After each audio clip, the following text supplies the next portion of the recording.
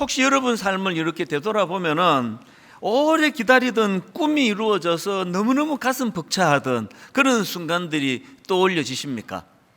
그 감격이 너무 커서 이제 내가 기도 응답 받았다, 이제 내 꿈이 이루어졌다, 이제 난 이제 죽어도 여한이 없다, 막 그렇게 가슴이 벅찬 그런 순간들이 살아가다가 보면 있는데요, 이제 오늘 본문에 나오는 아브라함과 이삭 부부가 바로 그런 날입니다. 오래 기다리던, 참 꿈에도 소원이던 기도가 응답이 돼서 하나님이 아들을 주셨는데요, 그게 오늘 본문 창세기 21장 2절입니다.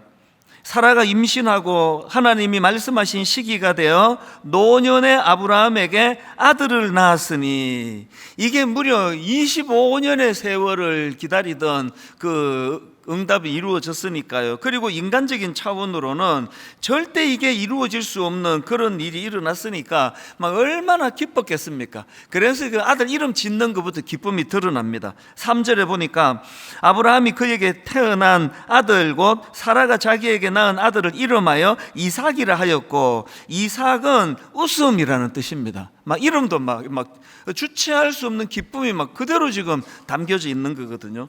그리고 6절에도 보면은 사라가 이르되 하나님이 나를 웃게 하시니 듣는 자가 다 나와 함께 웃으리로다.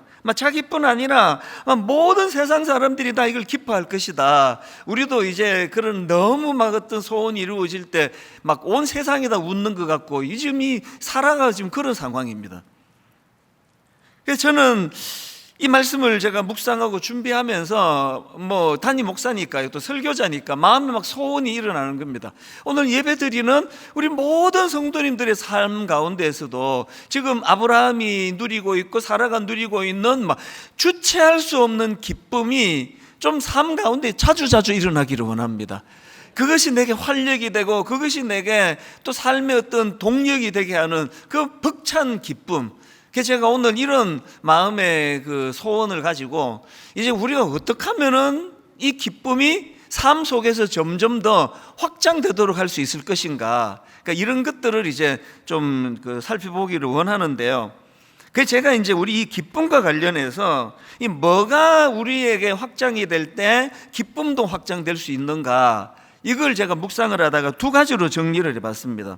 이 기쁨과 관련한 두 가지 확장, 첫 번째가 이겁니다. 우리 개인의 소원 성취에서 하나님 뜻의 성취로의 확장이 일어나야 된다는 거죠. 기쁨이 더 커지려면. 자, 이게 무슨 의미인지 제가 설명을 해드릴게요. 요셉을 제가 예를 들어서 설명을 해드리겠습니다. 최근에 제가 저희 어머니가 우리 아들 찬수가 요셉 같은 인물 되게 해주시기 원합니다, 이 기도를 열심히 드렸다고 말씀을 드렸는데요, 매일마다 그렇게 기도하셨습니다. 그래서 이제 무슨 편지를 써주시고 할 때도 너는 요셉과 같은 인물이 될 것이야, 그러면서 저에게 늘 이걸 표현해 주셨는데요, 아마 저희 어머니뿐만 아니고 여기 꽤 많은 그 부모님들이 자기 자녀를 위해서 이렇게 기도하실 거예요. 요셉 같은 인물이 되게 해달라. 이렇게 기도한다면 여기에는 두 가지 의미가 담겨 있다고 생각합니다.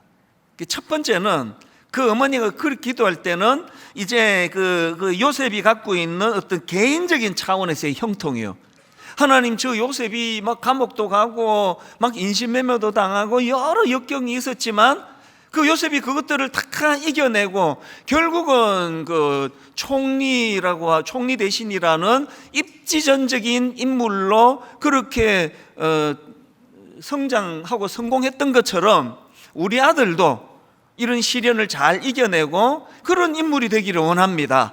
그런 뜻으로 이제 그렇게 기도할 수가 있을 거고요.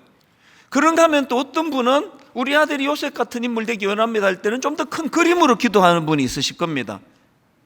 요셉이 그저 개인이 잘 풀리고 잘 살았다는 그런 차원이라기보다 이 하나님의 큰 역사의 줄거리 속에 그 하나님께 크게 쓰임받은 것처럼 우리 아들도 이렇게 쓰임받기 원합니다, 그런 뜻으로 그렇게 우리 아들이 요셉같이 되기 원합니다 기도하는 분이 있으실 텐데요, 사실은 요셉 자신이 이해하고 있는 그 자기 인생은 후자예요.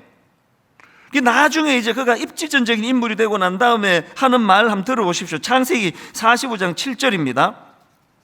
하나님이 큰 구원으로 당신들의 생명을 보존하고 당신들의 후손을 세상에 두시려고 나를 당신들보다 먼저 보내셨나니, 그 다음 보세요.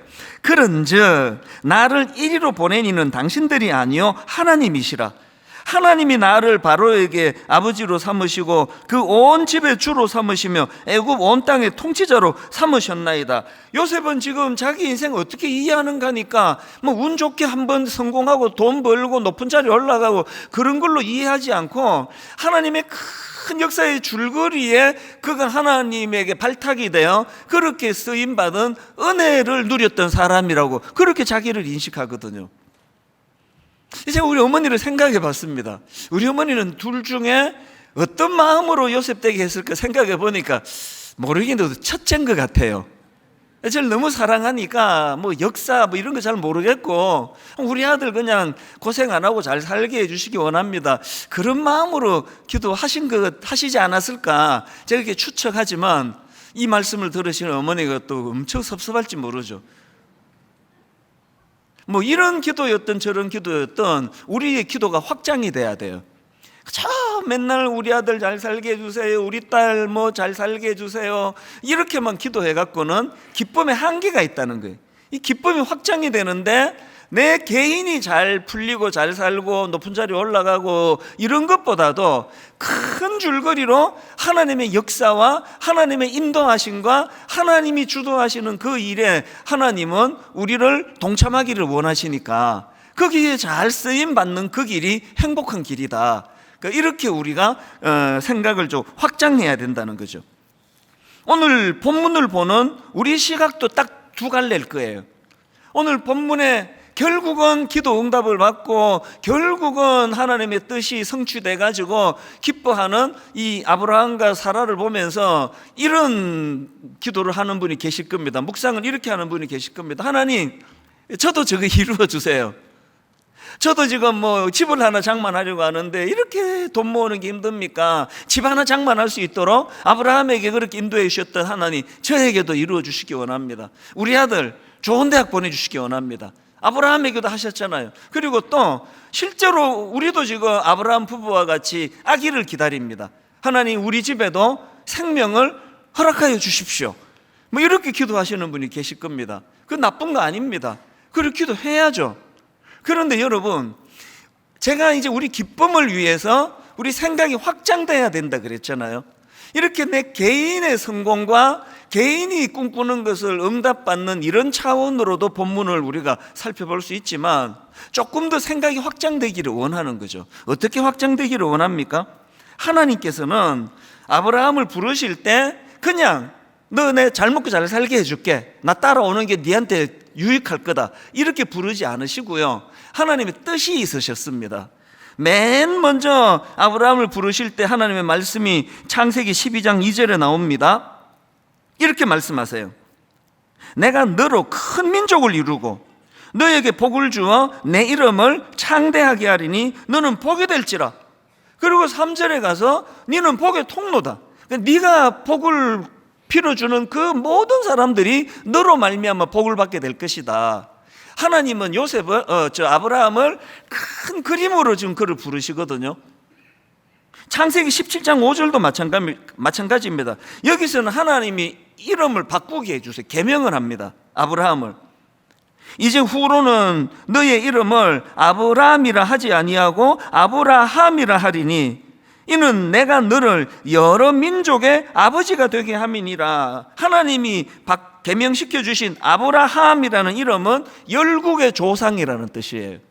그 이름을 바꾸어 주시는 하나님의 깊은 뜻이 어디 있는지 아시겠죠? 내가 얘를 부를 때 내 얘 잘 먹고 잘 살게 해줄 자신이 있어, 이렇게 부르신 게 아니라 큰 역사의 줄거리의 동력자로 부르셨다는 거죠. 그러니까 여러분, 이런 본문을 우리가 묵상할 때 그죠, 우리도 아브라함처럼 복받게 해주세요, 우리도 아브라함처럼 아들 주세요, 우리도 아브라함처럼 소원 이루어지게 해주세요, 이렇게만 구하는 그 자리에서 우리의 생각과 하나님께 구하는 것이 더 확장이 돼야 돼. 이게 우리에게 기쁨을 가져다 준다는 겁니다. 종교학에서 보통 종교를 고등 종교와 하등 종교로 그렇게 나누어 설명하지 않습니까? 이 하등 종교일수록 그 신자들의 관심이 자기 자신에게 집중되는 특징이 있다는 거죠. 이 무속신앙이란 그런 거 아닙니까? 무속신앙이 갖고 있는 강력한 특징은 신이 누군지 별로 관심 없습니다. 자기가 믿는 신을 설득해가지고 그 신으로부터 뭐 얻어내는 게 이게 무속신앙 아닙니까? 그래서 TV에 가끔씩 나와서 제가 유심히 보는데요, 깜짝 놀랍니다. 이 굿 값이 천차만별이더라고요. 최근에 제가 무슨 프로를 보니까 굿 하는데 2천만 원을 줬다는 그런 얘기도 제가 들었습니다. 왜? 신을 설득하기 위해서 정성을 들여야 된다. 또 무당들이 또 그렇게 얘기하더라고요. 온 정성을 다 기울여서 자기 신을 설득하고, 그래서 2천만 원을 들여서 자기가 원하는 것을 얻어내는 게 이게 이 하등 종교의 특징입니다. 여기에 무슨 역사가 들어가고 여기에 무슨 신의 어떤 섭리와 뜻이 들어가고 하나도 필요 없어요. 이 박영선 목사님이 이 실존적 신앙 그리고 또 역사적 신앙 이런 걸 대조하시면서 이제 이런 부분을 많이 강조하시는 분인데요. 강의를 통해서나 또 설교를 통해서나 또 책을 통해서나 이런 것들을 이제 자주 반복해서 강조하시는 분이세요. 저는 이 목사님의 책을 좋아하는데요, 읽으면 굉장히 동의가 돼요. 우리가 갖고 있는 지금 그 기독교가 갖고 있는 변질되기 쉬운 요소가 뭐냐면은 우리가 자꾸 이 하등 종교처럼 가고 있는 거거든요. 무조건 그냥 막 하나님을 설득해가지고 뭘 얻어내는 이거, 막 철학기도 막 이런 거 막 금식기도 이 전부가 다 이제 하나님을 설득하는 그런 도구로 오해하는 분들이 많으시다는 거죠. 알라딘의 마술 램프 아시잖아요. 그냥 쓱쓱쓱 문지르면 펑 하고 그 진이라는 그 거인이 나와가지고 이제 그 소원을 들어준 이런 패턴인데, 그래서 이제 이 하등 종교에서 말하는 신, 그들이 믿는 신의 강력한 특징이 뭐냐니까요, 그 하등 종교에서의 신은 자기 계획이 없다는 특징이 있다는 겁니다. 계획이 있으면 안 되죠. 2천만 원이나 주고 구슬했는데 나중에 그 신이 응답 안 하는 게 내 뜻이다. 그거 어떻게 되겠냐고요. 그러니까 알라딘의 그 램프의 지니는 자기 뜻이 없어요. 그럼 문지르면 나와야 되고요, 소원을 말하면 들어줘야 돼요. 그래서 하등 종교일수록 자기가 믿는 신이 뜻과 계획이 있는 게 아니라 그것을 믿는 신도들이 뜻과 계획이 있다는 거 아닙니까? 2천만 원을 들여가지고 더 정성을 들이고 막 엄청난 대가를 거기다 치렀기 때문에, 그래서 이제 응답이 없으면 그 무당을 막 고소하고 그렇게 하는 게 뭡니까? 무조건 들어줘야 되는 건데, 오늘 우리 기독교가 좀 너무 지금 우리의 생각의 폭이 좁아지다 보니까 점점 이 무속신앙처럼 하등 종교처럼 그렇게 가는 건 아닌가. 여러분, 오늘 이 아브라함을 통해서 마음 깊이 각인시켜야 될 게 있는데요, 우리 하나님은 그런 하등 종교의 그런 그 저질스러운 잡신이 아니에요. 우리 하나님은 뜻이 있으세요. 이게 결정적인 차이입니다.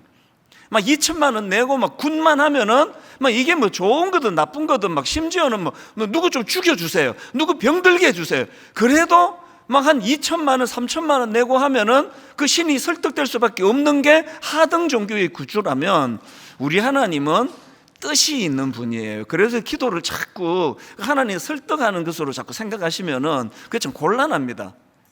어떤 면에서는 우리의 이 갈급함을 하나님께 아뢰는 거는 그건 좋은 거지만요, 자꾸 하나님을 막 설득해가지고 내가 원하는 걸 얻어내는 도구로 그 기도로 그렇게 생각하시면 당분간은 기도하지 마세요. 안 하는 게 훨씬 유익합니다. 기도라는 것은요, 뭘 전제로 합니까? 하나님의 뜻과 계획이 있다는 거죠. 그 하나님과 뜻과 계획에 기도를 통해서 우리가 그 하나님의 뜻과 계획을 잘 분별하고, 그리고 하나님은 역사를 주관하세요. 그리고 우리를 거기에 동참하기를 원하시는데 그 큰 그림을 그려나가려고 하는 게 그게 기도여야 한다는 거죠. 물론 우리의 연약함을 아시기 때문에 참 철없이 구하는 그런 기도도 나무라진 않으세요. 그러나 이게 좀 철이 들어가면은 기도도 점점 그 확장이 돼야 되는 거 아니겠습니까? 하나님은 뚜렷한 계획을 갖고 계신 신이세요.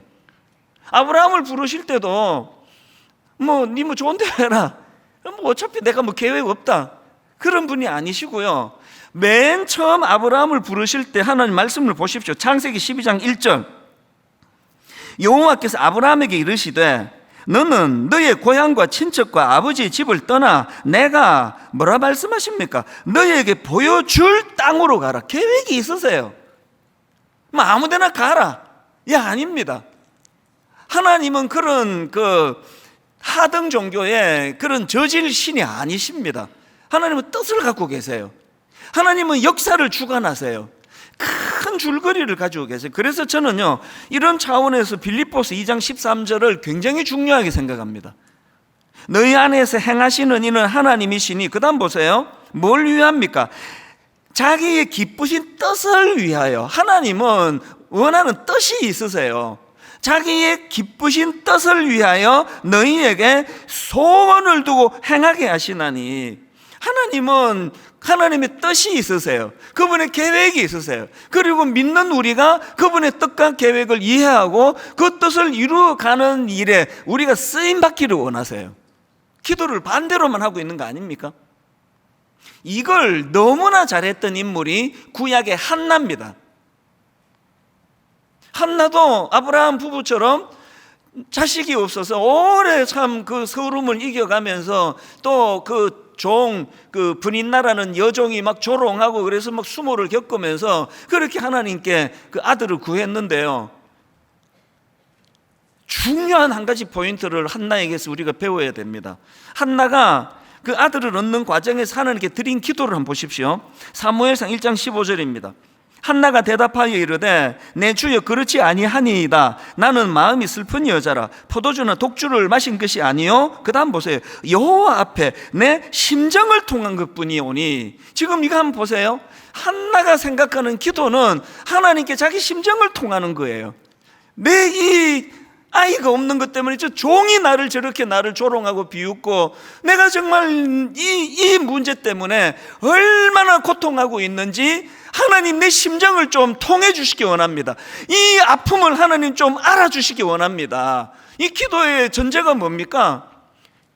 막 굿하고 막 2천만 원 내고 해가지고 자기 원하는 걸 얻어내는 게 아니라 한나의 전제는 하나님의 뜻이 계시다는 거죠.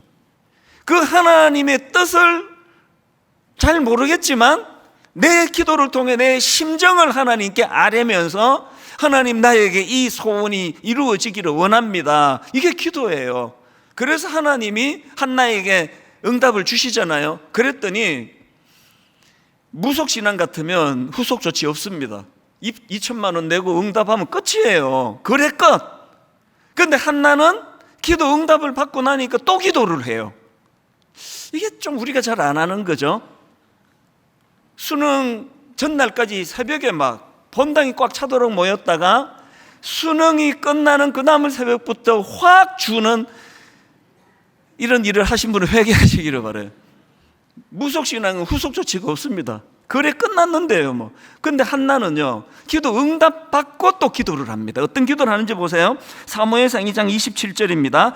이 아이를 위하여 내가 기도하였더니 내가 구하여 기도한 바를 여호와께서 내게 허락하신지라. 그러므로 나도 그를 여호와께 드리되 그의 평생을 여호와께 드리나이다. 잘 들어보세요. 한나는 아기가 없는 자기의 상황을 하나님께 아뢰일 때 아기를 구하기를 원했는데 하나님께 이 비통한 그 여종까지 자기를 조롱하는 이 비통한 자기의 심정을 하나님께 통하는 게 기도였어요. 그랬더니 하나님이 응답해 주셨어요. 그랬더니 이번에는 그 아들을 하나님께 드리겠다는 거죠. 왜 드립니까? 여러분 이 사무엘상이 기록된 이 시대 배경을 좀 아십니까? 상상하기 어려운 타락이 자행되던 시대거든요. 말로 다 할 수 없는 도대체 하나님 자녀라고는 도대체 눈 씻고 자녀답게 사는 사람은 찾아보기 어려운 타락의 시대를 살아가고 있는 그 시대에 한나가 하나님이 자기의 그 심정을 통해 주셨던 것처럼 한나도 그 시대를 향한 하나님의 비통한 마음을 통하고 있는 거예요. 우리 하나님이 이 시대를 놓고, 악한 시대를 놓고 거룩하고 순결한 지도자 찾아볼 수 없는 이 시대를 보시는 하나님의 탄식을 지금 통하고 있는 거예요. 그래서 얻는 것으로 끝나지 않고 하나님이 이 아들을 하나님께 드리겠습니다. 그렇게 배출된 인물이 위대한 아들 사무엘 아닙니까? 우리 자꾸 하등 종교로, 그래서 뭐 신이 누군지 뭐 관심 없고, 여기 성경 죽으라고 안 읽잖아요. 뭐 시간 없고 그냥 막 기도해가지고 뭐 얻어내고 뭐 2천만 원? 교회는 또 돈도 안 내잖아요. 뭐 금요기도에 한 번 참석하는데 뭐 2천만 원씩 내야 된다 그러면 누가 오겠냐고요. 계속 우리가 이렇게 우리 하나님을 자꾸 초라하고 참 그 하등 종교의 신으로 몰고 가시면 안 됩니다. 다시 말씀드려요. 하나님은 뜻이 있으세요. 하나님은 그분의 뜻과 계획이 있으세요. 역사를 주관하세요. 그 하나님이 오늘도 우리를 동참하기를 원하세요. 그 하나님의 일에. 이런 차원으로 우리를 한번 돌아보셔야 됩니다. 그래서 여러분, 꿈 넘어 꿈, 이런 이야기 제가 얼마나 자주 합니까? 아들 주세요. 그래서 아들을 얻어내는 게 꿈이 이루어졌다 그래요. 그래서 한나가 이제 이 아들을 하나님 심정이 통하여서 이 악한 시대에 하나님을 위하여 이 아들을 내가 드리겠습니다. 이 꿈 넘어 꿈이에요. 왜 그렇게 응답받기를 원하세요? 여러분, 꿈 넘어 꿈이 있습니까? 여기 지금 임용고사 준비하고 계시는 우리 젊은 청년들이요, 왜 그렇게 초등학교 교사가 되기 원하세요? 중학교 교사 돼갖고 뭐 하시려고요? 연금도 나오고 뭐 월급도 잘 나오고 철밥통이니까요. 그런 분은 교사 안 하시면 좋겠습니다. 교사를 해야만 되는 꿈이 있는 분에게 꿈 넘어 꿈이 필요하죠. 그래서 하나님, 이제 저를 만나는 그 수많은 어린아이들이, 또 우리 초등학생이, 중학생이 저 같은 교사를 만남으로 해서 그 아이 인생이 바뀌어지는 일이 일어나기를 원합니다. 이게 꿈 넘어 꿈을 놓고 하는 기도예요. 제가 목사가 되는 게 꿈이, 우리 어머니 꿈이었다면 지금도 기도하세요. 99세 지금도 기도하세요. 우리 아들이 하나님을 두려워하고 정말 성도들을 사랑하고 위하는 그런 목사 되게 해달라고, 또 예전에는 우리 아들이 시시한 목사가 되지 않게 해달라고 그런 기도를 막 노골적으로 했어요. 이게 시시한데 저 사람? 그러시면 저한테 좀 오세요. 기도 제목을 제가 우리 어머니한테 전해드릴게요. 꿈 넘어 꿈이에요.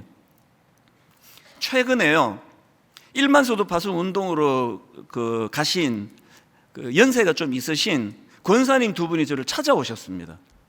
앉으면서 울음을 막 참으시는데요, 뭐가 있는 것 같아요. 이제 순종해가지고 29교회로 가셨는데, 대부분의 이제 29교회로 가신 분들이 지금 너무너무 행복한데요, 이제 가끔 이제 이 두 분처럼 적응이 안 되는 분이 계세요. 그래서 저를 찾아오신 거예요. 망설이다가 찾아왔다고. 그러면서 여러 말씀 중에 솔직히 우리 이찬수 목사님 원망 많이 했습니다. 아픔을 이렇게 이야기를 하세요. 그런데요, 대화 다 끝나는 무렵에 지금도 그 생각하면 저는 울컥울컥해요. 이렇게 말씀하시더라고요. 목사님, 오해는 하지 말아주세요.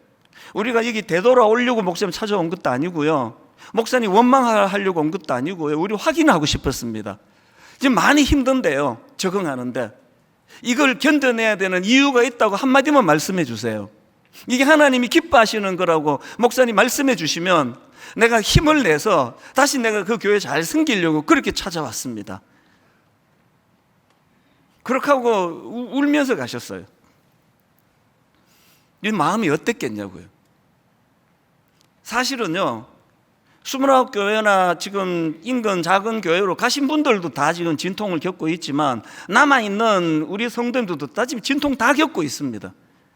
마음에 괴로움이 많으세요. 저도 너무 힘들어요.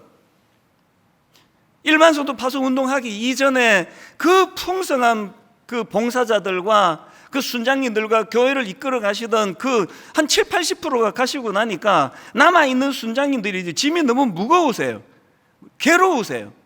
우리 여전사님들은요, 그저께도 그랬고 어제도 그랬고 좀 만나면 울어요. 너무 힘든 거예요. 정비가 잘 안 되는 겁니다. 뭘 좀 도와달라 그러는데 나설 수 있는 사람이 이제는 뭐 거의 다 찬 것 같아요. 그 교역자들도 괴로워요. 그런데 여러분, 괴롭긴 한데요, 저와 우리 교역자들이 또 우리 대부분의 순장님들이 1만 성도 파송 운동한 거 단 한 번도 후회해 본 적이 없습니다. 왜 후회하지 않을까요? 고급 인력들이 내 교회에 차고 넘쳐가지고 하나도 부족한 게 없이 잘 가는 그 일보다 우리는 29교회로 분산하고 동네 작은 교회로 분산하고 하는 이 일이 하나님의 큰 역사의 흐름 속에 이 일이 하나님이 기뻐하시는 일이라고 믿기 때문이에요. 생각을 확장해야 되는 거죠.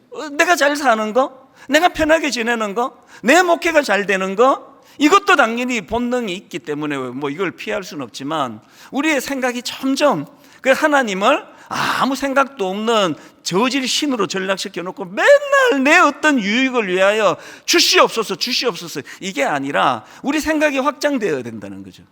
이게 첫 번째 대안입니다. 두 번째로요, 기쁨과 관련해서 한 가지 더 확장을 해야 되는데요, 그게 뭐냐 하니까 응답 이전까지의 기쁨, 다시요, 응답받기 이전까지도 우리 기쁨의 재료가 돼야 된다는 거죠. 제가 왜 이런 생각을 했냐니까 이런 상상을 해봤습니다. 아브라함과 사라가 지금 25년 만에 기도 응답이 됐잖아요. 이날 막 좋아 죽어요. 근데 여러분, 우리 신앙생활이라는 게요, 25년 응답되기 전까지 25년 괴롭고 오늘 하루 딱 좋은 거라면 저는 신앙생활 안 할래요. 이러고 어떻게 예수 믿습니까? 25년 내내 고통스럽고 결핍 때문에 응답받아 오늘 하루 딱 좋은 게 신앙이 아니고요. 여러분, 예수 믿는 사람들의 진짜 묘미가 뭔지 아십니까? 응답받지 못한 25년까지도 기쁨의 재료가 될 수 있다는 거죠. 철학기도 오셔가지고 응답이 늦어져가지고 맨날 울다가 와서 울다가 가세요. 왜 오셨냐고 그러면 집에서 우시지. 철학기도는요, 응답을 오늘 그 자리에서 즉석으로 받아가지고 무슨 복권 번호 받아가는 게 아니고요, 약해서 응답받기 전에가 기쁨이 되기 어려워서 하나님께와 힘을 얻고 응답받기 전도 기쁨이 될 수 있다는 사실을 깨달아가는 게 그게 철학기도예요. 무슨 말씀이 제가 설명을 좀 드릴게요. 지난주 다락방 교재에 이제 이걸 다루었는데요, 이걸 여기 같이 나눠야 되겠습니다. 여러분, 그 예레미야 29장 10절에 보면은 이 포로로 끌려간 이스라엘 백성들에게 절망적인 선언이 일어납니다. 자, 예레미야 29장 10절입니다. 여호와께서 이와 같이 말씀하시니라, 바벨론에서 70년이 차면 내가 너희를 돌보고 나의 선한 말을 너희에게 성취하여 너희를 이곳으로 돌아오게 하리라. 이게 무슨 뜻입니까? 지금 막 이 사람들이 꿈에도 소원은 이제 포로 생활 끝내고 자기 집으로 돌아가는 건데, 그래서 막 거짓 선지자들의 만에 현혹이 돼가지고 이제 곧 간다, 거기에 이제 혹해 있는데 하나님께서 거기에 쐐기를 박으세요.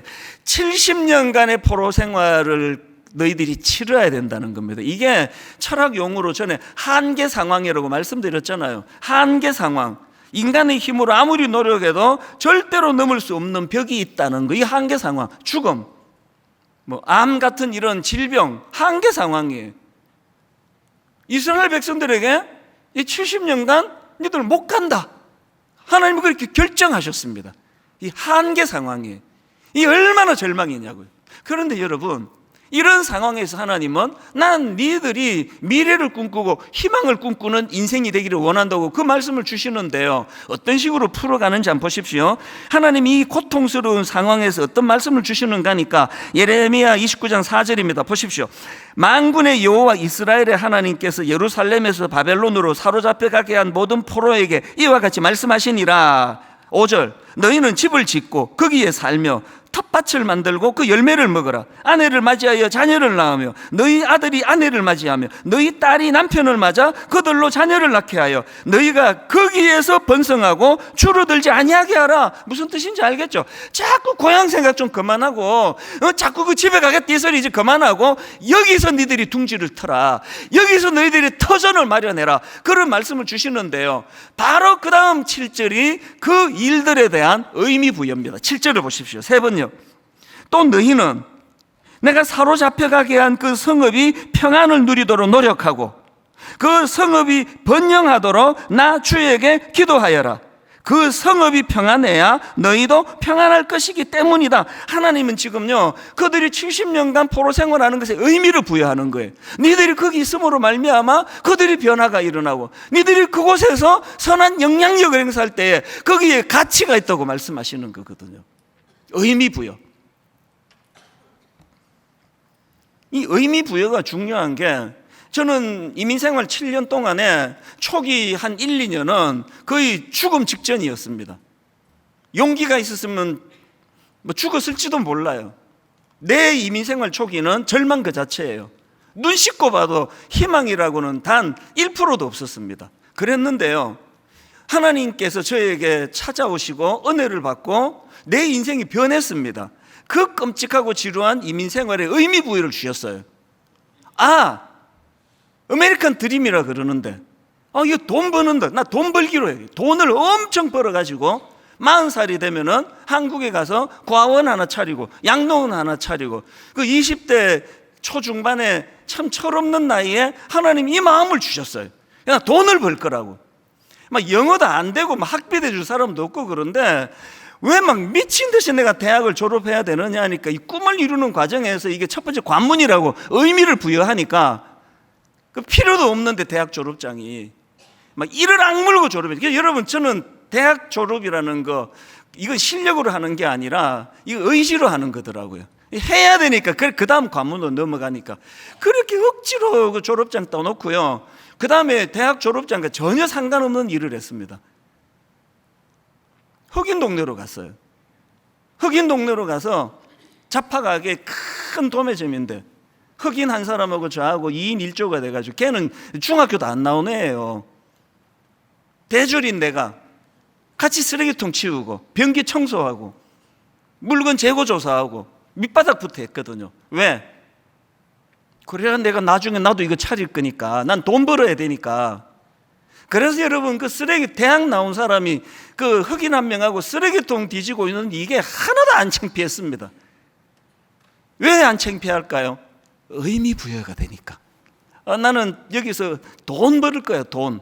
그래서 나는 아메리칸 드림을 이루어서 40살에 한국에 가서 고아원 차릴 거야, 양로원 차릴 거야. 이거가요, 뭐 너무 크게 의미 부여하는지는 몰라도요, 내 인생에 하나님의 큰 역사의 줄거리에 쓰임 받기 위해서 저는 이렇게 했다 생각해요. 그랬더니 하나님이 방향을 확 바꾸셔가지고 30살에 10년이나 단축해서 목사가 되게 해서 분당 우리 교회를 통해서 제가 꿈꾸던 복지 사역 한 100배, 1000배 하나님이 키워주고 계시다고 저는 믿거든요. 의미 부여해요. 여러분, 여러분의 인생이 응답 받아가지고 부자 되는 그 하루 행복하기 위하여 25년을 불행하게 보내는 건 하나님 뜻이 아닙니다. 그래서 응답 받은 이후가 오늘 본문의 아브라함과 사라처럼 행복할 수 있다면, 응답받지 못한 25년도 행복할 수 있다는 사실을 기억하시기를 바랍니다.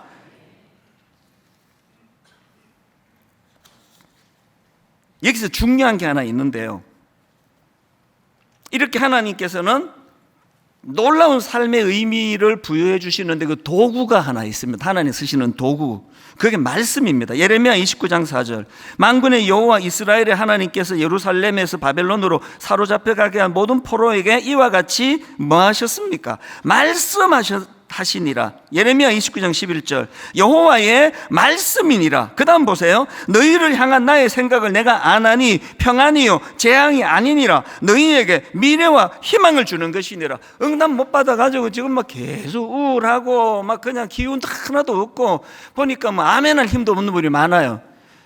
힘 빠져가지고 있는 분들 잘 들으세요. 여러분들이 지금 말씀이 지금 공급이 안 돼서 그래요. 하나님은 여러분에게 지금 평안이요 재앙이 아니니라, 너희에게 미래와 희망을 주는 것이니라, 이걸 말씀을 통해 선포하고 계시거든요. 오늘 본문에 아브라함도 똑같습니다. 오늘 본문 창세기 21장 1절을 보십시오. 여호와께서 말씀대로 사라를 돌보셨고 또 여호와께서 말씀하신 대로 사라에게 행하셨으므로 사라가 임신하고 하나님이 말씀하신 시기가 되어 노년의 아브라함에게 아들을 낳으니 그래서 여러분, 우리 기독교는 말씀의 종교예요. 한 구절 묵상. 이제 오늘 7월 2일이니까요 6월 달까지 안 한 거 다 용서해 드릴게요. 오늘부터 또 하자고요. 말씀의 종교예요.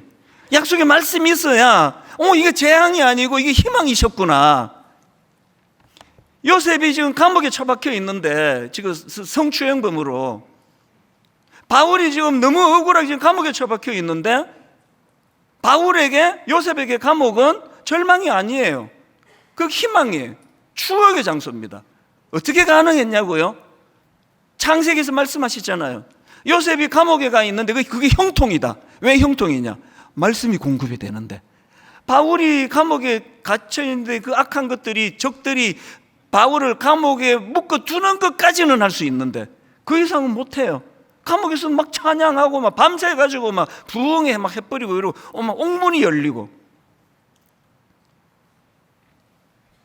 제가 오늘 설교 제목을요, 꿈이 이루어지기 이전의 행복, 이렇게 잡았는데 주보에다가 한 3번 바꾸고 이게 4번째인가 3번째인가, 난 이놈이 제일 마음에 이 제목이, 꿈이 이루어지기 이전의 행복. 꿈이 이루어지기 이전의 행복을 가지려면 2가지를 하셔야 돼요. 하나님은 꿈이 이루어지기 전에도 행복하기를 원하시는데, 그러시려면 첫째, 오늘 아브라함과 사라가 확인했던 약속하시면 약속을 지키시는 하나님을 믿으시면 돼요. 이 하루만 행복한 사람은 25년 불신앙에 빠져가지고 못 믿어 하나님이 난 절대로 안 믿어져, 그러다가 하루 행복한 사람이에요. 그런데 당겨서 믿는 거예요. 하나님은 반드시 약속을 지키시는 분이다. 이찬수 목사님이 그렇다 하더라. 자기가 목경한 사람은 저라도 좀 믿어주세요. 하나님 약속을 지키시는 분이다. 이걸 우리가 확신하는 게. 2번째는 이거나 저거나 말씀이 들려야 돼요. 말씀이. 기독교는 말씀의 종교예요. 하나님 말씀하시거든요. 다시, 이거 지난주 괜히 나눠줬어. 오늘 나눠주고 흔들어 보라고 그래서 되는데. 한 구절 묵상입니다. 말씀을 여러분 가까이 하지 않고는 이 상황이, 지금 누명서 감옥에 있는 이 상황이 절대 이게 축복이라고 말할 수가 없습니다. 그를 시야가 안 떠여져요. 결론을 저는 오늘 이렇게 맺기 원합니다. 여러분, 오늘 긴 25년의 세월을 보내고 계시는 분 얼마나 힘드세요. 지금 아들을 방황하고 있는 그 아들을 놓고 오래 참 눈물로 기도를 하는데 이 돌아올 것 같지가 않은 이런 25년을 보내고 있는 분, 그게 남편일 수 있고 그게 또 아내일 수 있고, 어떤 참 지루하게 응답되지 않은 어떤 문제로 괴로워하고 계신 어떤 여러분들 너무너무 수고하셨고요. 잘하고 계세요. 그런데 여러분, 이제 여러분의 의지와 여러분의 힘으로는 한계가 됐다고 생각하신다면 이제는 말씀을 받으셔야 돼요.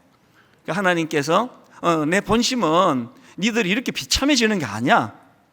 그래서 25년 응답받지 못한 25년 내내 이것도 내게 기쁨이 되고 행복이 되게 하려면 약속을 지키시는 하나님을 신뢰해버리는 거죠. 그 하나님을 믿어버리는 거죠. 그리고 그 하나님이 주시는 말씀에 우리가 귀를 기울이는 겁니다. 오늘 그 설교 후 찬양을 저는 하나님의 부르심이란 이 찬양으로 전했는데, 이 찬양은 우리 지금 그 찬양 인도를 은혜롭게 하고 계시는 이동선 전사님이 그 피아 워십이라는 참 젊은 사람들 다 알아요. 이 은혜로운 찬양팀을 지금 이끌고 있는데요, 이 피아 워십에서 주로 보급하고 공급하고 그런 찬양입니다. 가사가 이래요. 하나님의 부르심에는 후회하심이 없네. 내가 이 자리에 선 것도 주의 부르심이라. 후렴, 날 부르신 뜻 내 생각보다 크고 날 향한 계획 나의 지혜로 측량 못하나 가장 좋은 길로 가장 완전한 길로 오늘도 날 이끄신 믿네. 이 가사 안에 신학이 다 들어있습니다. 우리 하나님은 그 하등 종교의 저질 신이 아니에요. 뜻도 없고 계획도 없고 2천만 원 주고 굿하면은 이것도 네 마음대로 해라 저것도 내 마음대로 하시는 분 아니에요. 하나님은 뜻이 있으세요. 하나님은 역사로 일하고 계세요. 거기에 우리를 참여하고 동참하기를 원하십니다. 그게 바로 이 찬양 안에 녹아 있습니다.